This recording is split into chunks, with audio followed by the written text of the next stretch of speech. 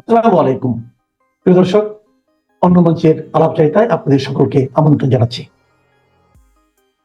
অন্য মঞ্চের আলোচনায় আজ আমাদের অতিথি হিসেবে আছেন বেগম খালেদা জিয়া প্রয়াত হলেন।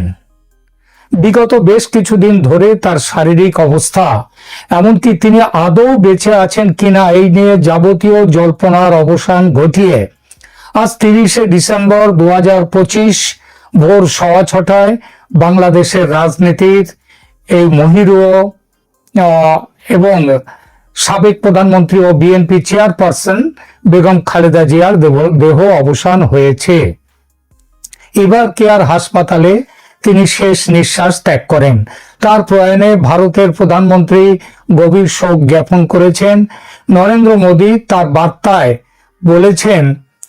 বলেছেন তার বাংলা অনুবাদ এরকম: আজ 30শে ডিসেম্বর 2025 সাবেক প্রধানমন্ত্রী বেগম খালেদা জিয়ার প্রয়াণে ভারতের প্রধানমন্ত্রী নরেন্দ্র মোদী তার অফিসিয়াল সোশ্যাল মিডিয়া পোস্টে লিখেছেন সেটা হলো, ঢাকার সাবেক প্রধানমন্ত্রী এবং বিএনপি চেয়ারপারসন বেগম খালেদা জিয়ার প্রয়াণে আমি গভীরভাবে শোকাহত। তার পরিবার এবং বাংলাদেশের সকল মানুষের প্রতি আমাদের সান্তরিক সমবেদনা। সর্বশক্তিমান তার পরিবারকে এই মর্মান্তিক ক্ষতি সহ্য করার শক্তি দান করুন। বাংলাদেশের প্রথম নারী প্রধানমন্ত্রী হিসাবে দেশটির উন্নয়নে তার গুরুত্বপূর্ণ অবদান এবং ভারত বাংলাদেশ সম্পর্কের ক্ষেত্রে তার ভূমিকা সর্বদা স্মরণীয় হয়ে থাকবে। 2015 সালে ঢাকায় তার সঙ্গে আমার উষ্ণ সাক্ষাতের কথা আমি স্মরণ করছি। আমরা আশা করি তার স্বপ্ন উত্তরাধিকার আমাদের অংশীদারিত্বকে ভবিষ্যতে পথ দেখাবে। তার আত্মার শান্তি কামনা করি। এটা লিখেছেন নরেন্দ্র মোদী তার পোস্টে।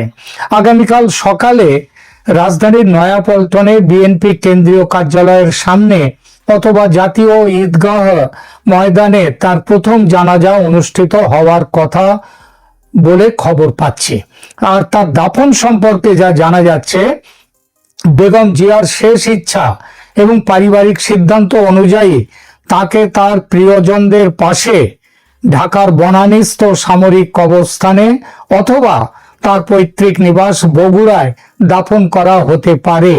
তবে দলের একটি বড় অংশ চাইছে তাকে জিয়া উদ্যানের, যার নাম আবার চন্দ্রিমা উদ্যান, সেই জিয়া উদ্যানের পাশে দাফন করতে।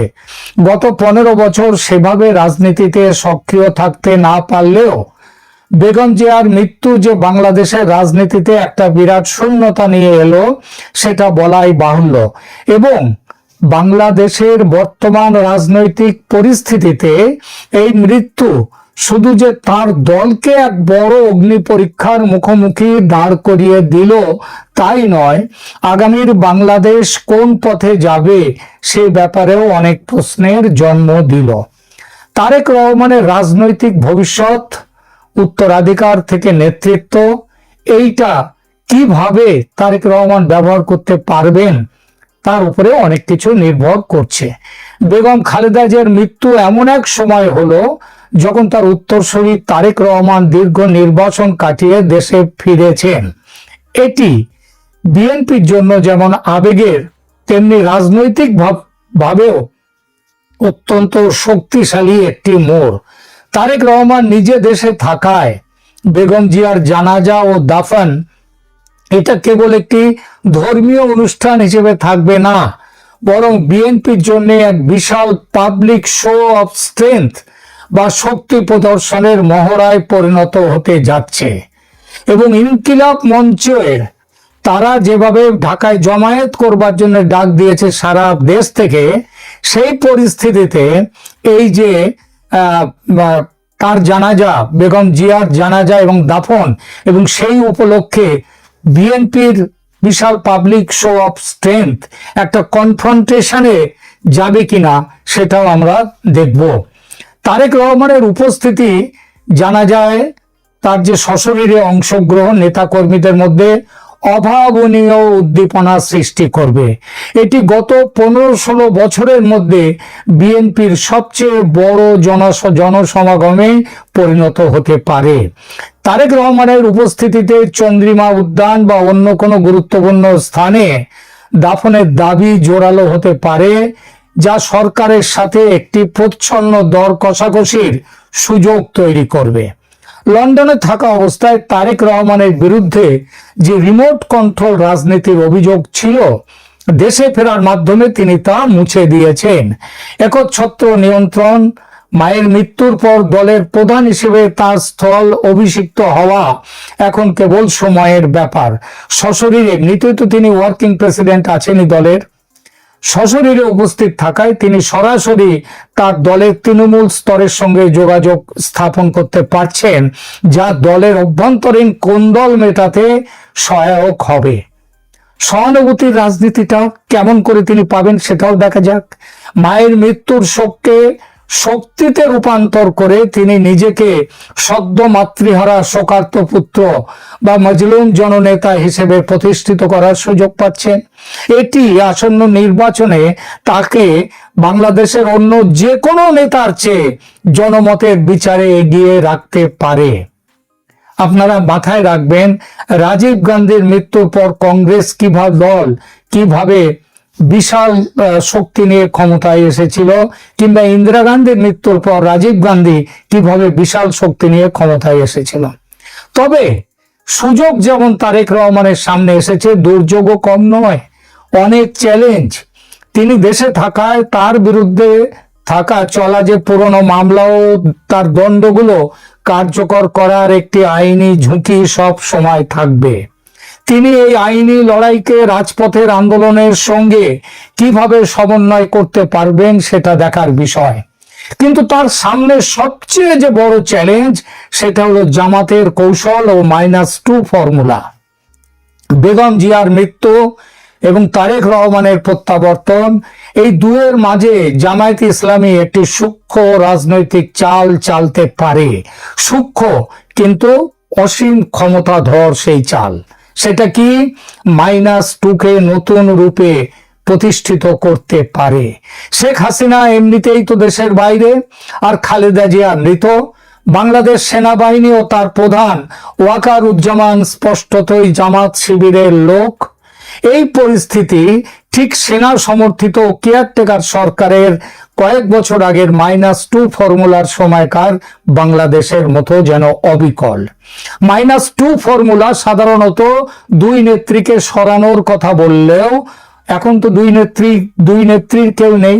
ফলত বর্তমানে শেখ হাসিনা তিনি ভারতে, দেশের বাইরে তিনি নির্বাসিত, আর বর্তমান প্রেক্ষাপট খালেদা জিয়া তো মৃত।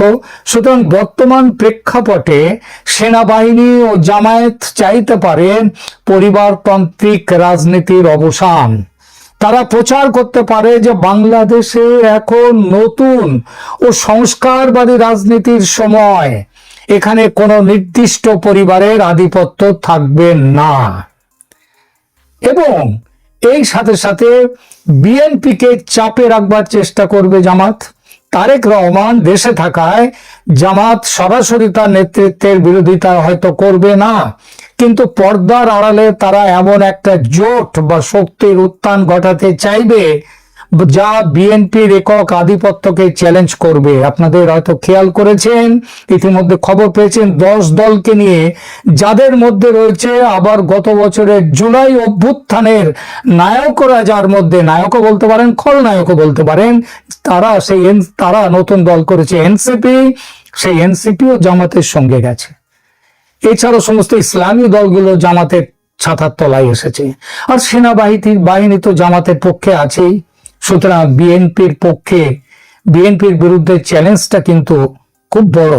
আর বিএনপি যখন শোক এবং জানাজা নিয়ে ব্যস্ত থাকবে, জামাত তখন রাজনৈতিক শূন্যস্থান পূরণে তাদের যে সাংগঠনিক কার্যক্রম আরো জোরদার করবে। তারা নিজেদের ক্লিন ইমেজের দল হিসেবে এবং ইসলামের রক্ষাকর্তা হিসেবে উপস্থাপন করে বিএনপির ভোটারদের একটা অংশকে টানার চেষ্টা করতে পারে, এবং অলরেডি সে কাজ শুরু হয়ে গেছে।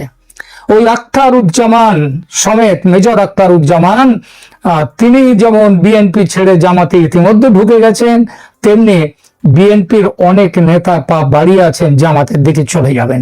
কারণ আদর্শিক দিক দিয়ে বিএনপি কখনোই যেমন মুক্তিযুদ্ধের পক্ষের মানে বা পাকিস্তানের বিপক্ষে বা জামাতের বিপক্ষীয় রাজনৈতিক দল তো এরা ছিল না। যা বিএনপি আজকে এই পরিস্থিতিতেও বলতে বাধ্য, বিএনপির আদর্শ একটা খিচুড়ি, তাতে সাম্প্রদায়িকতা রয়েছে, মুক্তিযুদ্ধ রয়েছে, মুক্তিযুদ্ধের বিরোধিতা রয়েছে, সব মিলিয়ে মিশিয়ে বিএনপি একটি খিচুড়ি দল। সব জায়গাতে এখান থেকে 2 চামচ, ওখান থেকে 2 চামচ, সেখান থেকে 2 চামচ, এইভাবে করে নিয়ে বিএনপির আদর্শ। ফলে বিএনপিতে মুক্তিযুদ্ধের পক্ষের মানুষজন যেমন আছে, মুক্তিযুদ্ধের বিপক্ষের মানুষও আছেন, পাকিস্তানের পক্ষেও মানুষও আছেন। সেই ভোটারদের, তাদের একটা বড় অংশকে এখন টানবে কারা? জামায়াতের জামায়াত। কিন্তু বিএনপির, এটা ছাড়াও বিএনপির সামনে সবচেয়ে বড় চ্যালেঞ্জ হলো, গত 1.5 বছর বিএনপি একটি মুক্তিযুদ্ধ বিরোধী তাদের ছবি তৈরি করেছে নিজেদের জন্য। শেখ হাসিনা স্বয়ং অভিযোগ করেছেন ধানমন্ডি 32 নম্বর বাড়ি ভেঙেছে, প্রথম বাড়িটায় আঘাত করেছে, ভেঙেছে বিএনপি। এখন জামায়াতের বিরুদ্ধে বিএনপি কি মুক্তিযুদ্ধের অন্যতম সৈনিকের ভূমিকা নতুন করে গ্রহণ করতে পারবে? মানুষ তাদের গ্রহণ করবে? এটা একটা বড় চ্যালেঞ্জ। বেগম খালেদা জিয়ার প্রয়াণ এবং তারেক রহমানের স্বদেশে উপস্থিতিতে বাংলাদেশের রাজনীতিতে মুক্তিযুদ্ধের চেতনা ও বিএনপি জামায়াত সম্পর্ক এক নতুন বাঁকে এসে দাঁড়িয়েছে। গত 1.5 বছর এবং বিশেষ করে 2024-এর ছাত্র জনতার অভ্যুত্থান পরবর্তী সময়ে বিএনপির অবস্থানে যে পরিবর্তনগুলো এসেছে, তা কিন্তু বিএনপিকে ভাবিয়ে তুলবে, একটা বড় চ্যালেঞ্জ তৈরি করবে। মুক্তিযুদ্ধের নতুন বয়ান তাই তৈরি করছে বিএনপি। দীর্ঘদিন ধরে আওয়ামী লীগকে তারা অভিযুক্ত করেছে যে মুক্তিযুদ্ধের সমস্ত ক্রেডিট আওয়ামী লীগ দখল করে নিয়েছে। কিন্তু গত 1.5 বছর ধরে মাঠে তো আওয়ামী লীগ নেই, তাহলে বিএনপি কেন মুক্তিযুদ্ধের শরিক হিসেবে, ধারক হিসেবে নিজেদেরকে প্রতিষ্ঠিত করতে পারলো না? এখন সেই রাস্তায় বিএনপিকে হাঁটতে হবে। তারেক রহমান দেশে ফিরে তার 25শে ডিসেম্বরের ভাষণে মুক্তিযুদ্ধের একটি সমান্তরাল ও অন্তর্ভুক্তিমূলক বয়ান তুলে ধরেছেন। তিনি বলেছেন যে তারেক রহমান 1971 সালের মুক্তিযুদ্ধকে 2024 সালের গণ অভ্যুত্থানের সাথে মিলিয়ে দেখেছেন। তিনি দাবি করেছেন যে 71-এ মানুষ স্বৈরাচারের বিরুদ্ধে লড়েছিল, 24-এও ঠিক স্বৈরাচারের বিরুদ্ধে স্বাধীনতা ও সার্বভৌমত্ব রক্ষায় ছাত্র জনতা লড়েছে।